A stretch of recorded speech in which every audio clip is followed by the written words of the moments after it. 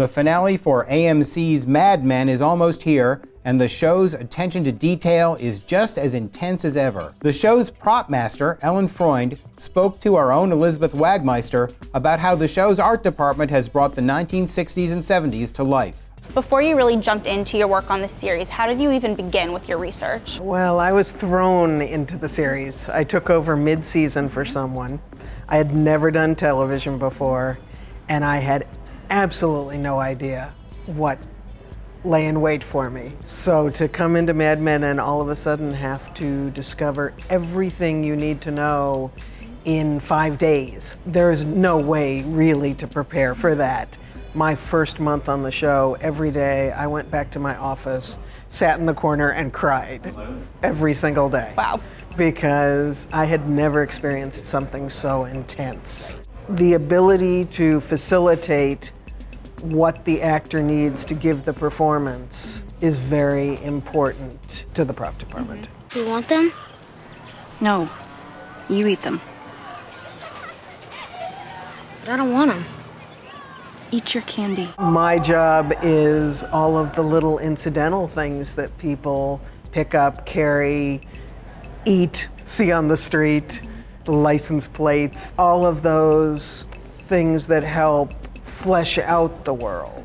If an actor opens a drawer and finds People magazine in there, it's gonna take him out of his character or her character. For Burger Chef, we created an entire world of the cups and the matchboxes and the menu boards and down to the burgers, as someone who worked there described them. One thing that really improved this year was liquor bottles. I stumbled on a stash of liquor bottles in a house in Beverly Hills that belonged to a childhood friend. And it enabled me to make every bar look perfect, which before some of them looked good, some of the bottles we didn't really want to show. How often do you go to the internet versus a collector to get the artifacts that you may need? For most of our shopping, the internet plays an enormous part because of the time frame. Unfortunately, there was a moment there where the popularity of Mad Men brought on a bunch of other shows set in the 60s, and all of a sudden, people were buying things like bare children's aspirin bottles from the 60s, and I was having to bid against them and pay crazy amounts of money, or they were just gone. So then what do you do in a situation like that? We cry. And then after you cry, do you replicate it? You replicate it as much as you can, but in the time frame and budget of a television show, we don't have that possibility very often. So we become experts at cleaning things up, having something authentic and then trying to make it look new again. If you're doing something like TWA, branding TWA, you need to go to somebody who knows about the airline and airlines in general to really try and get the facts. We created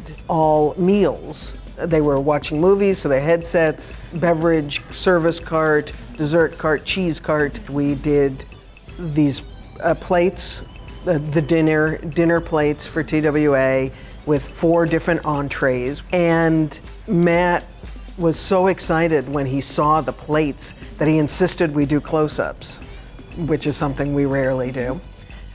When you look at the scene, you see nothing.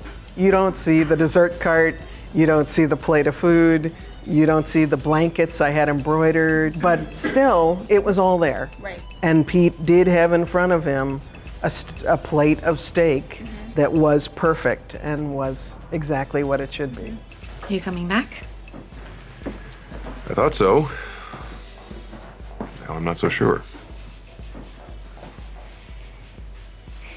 Well, I can't say that we miss you.